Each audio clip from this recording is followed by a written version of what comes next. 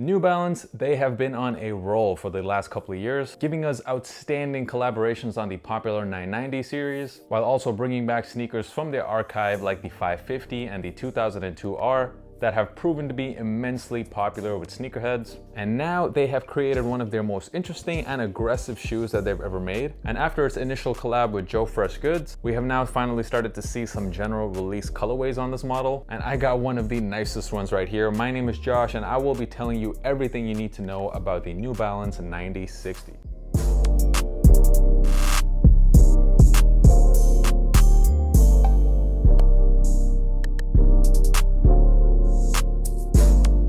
So what is good, guys, and welcome back to all of my long-term viewers. Shout out to each and every one of you for supporting the channel. And by the way, if you haven't already done so, make sure you hit that notification bell. Some of you guys have been telling me that you haven't been seeing my videos on your home feed. The YouTube algorithm is very unpredictable, so if you want to be notified every time I drop a video, make sure you hit that noti bell. And if you are new here, my name is Josh. I do sneaker reviews, all kinds of other sneaker content, and I am dropping at least 3 videos a week, so make sure you hit that subscribe button. And for even more content, check out my bi-weekly podcast, The Kickback Pod, available on all streaming platforms. And for much more daily content, make sure you check out my Instagram. That is where I am the most active, at JDKick6. But now let's get into this incredible pair of shoes right here, the New Balance 9060. And the colorway I have in my hand is the first general release colorway we've seen from this shoe. It is officially being called the Mindful Gray colorway, which is definitely an interesting name considering that the sneaker is not even gray. In fact, most of the sneaker is covered in different tones of beige. We got like a darker tan color as well as a lighter beige.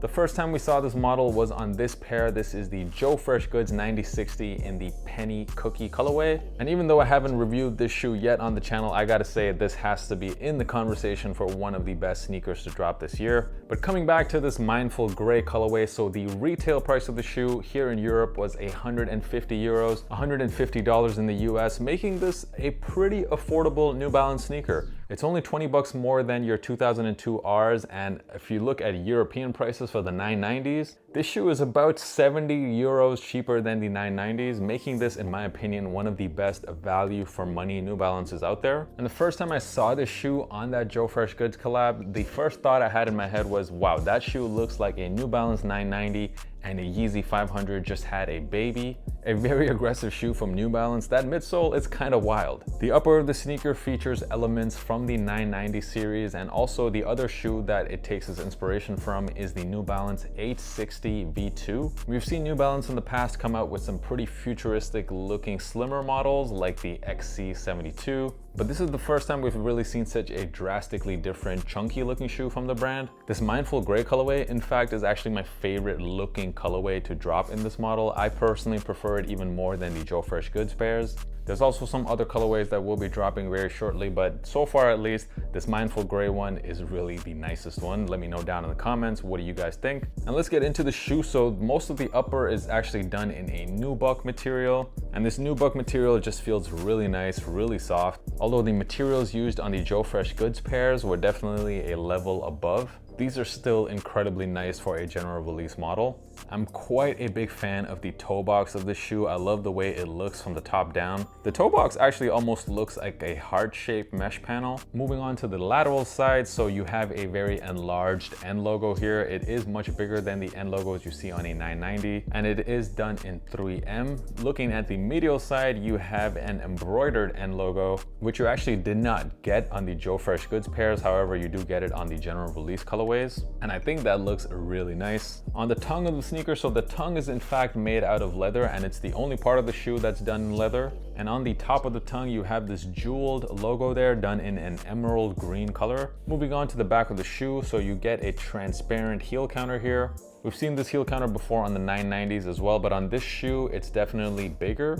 And then moving down to easily the most interesting part of the shoe, which is this midsole. This midsole was not taken from any other midsole in New Balance's archive. Instead, it was created completely from scratch. It is made with New Balance's Absorb technology, and it definitely gives me some pretty heavy Yeezy 500 vibes. The outsole of the sneaker looks like it's made up of these different pods which have a diamond right in the center of it. I have to say I really like the direction that New Balance took with the shoe. Even though it is quite a fashion forward shoe, at the same time it has that 990 recognizable look to it. which makes this shoe not that intimidating to wear to even all the dads out there. Shout out to the New Balance design team. You guys really hit a home run with this one. Moving on to sizing, I can definitely recommend that these shoes you should go true to size, which is definitely not something that I expected, considering that in pretty much most of the New Balance 990s, I can easily fit a half size down. These, however, fit much better true to size, and I would even say that if you have wide feet, I would suggest going up half a size because it is quite tight in the midfoot area. Normally, if I go true to size in the 990s, I do get a little bit of heel slippage, but not with this shoe. True to size is definitely my recommendation, and if you have wide feet, like I said, go up half a size. I'm also happy to say that these shoes are very comfortable. I don't really notice much difference in comfort between this shoe and the 990 series. I think these are pretty good for all day use. This colorway currently is actually reselling for slightly more than retail. So if you really like the colorway, definitely go ahead and cop them. I will leave a link in the description. However, like I said, this is a general release pair and there are a lot more general release colorways on the way. So if you want to wait, I'm sure you'll be able to get yourself a pair for retail. I don't know if all the other colorways will be as nice as this one, but even if you want this one, it's not really selling for a whole lot above retail anyway. So yeah, you can go ahead and cop. Overall, the New Balance 9060s, although New Balance did take a risk here with a pretty aggressive looking shoe, I think they really pulled it off. And from a consumer point of view, I really don't think you can complain about what you're getting for your money with a pair like this. For 150 bucks, you're getting a shoe which feels definitely just as good quality-wise as some of the more expensive New Balances. It's also very comfortable, and as you can tell with this colorway, they look pretty good. Very big fan of the shoe. I definitely think these are a cop. Let me know down in the comments if you will be copying the New Balance 9060. I did manage to cop another colorway. It hasn't arrived yet, but I will be dropping a video for that next week. And if you found the video useful and you haven't already subscribed to the channel, just hit that subscribe button. It really helps me out, and I will catch you guys in the next one. Peace.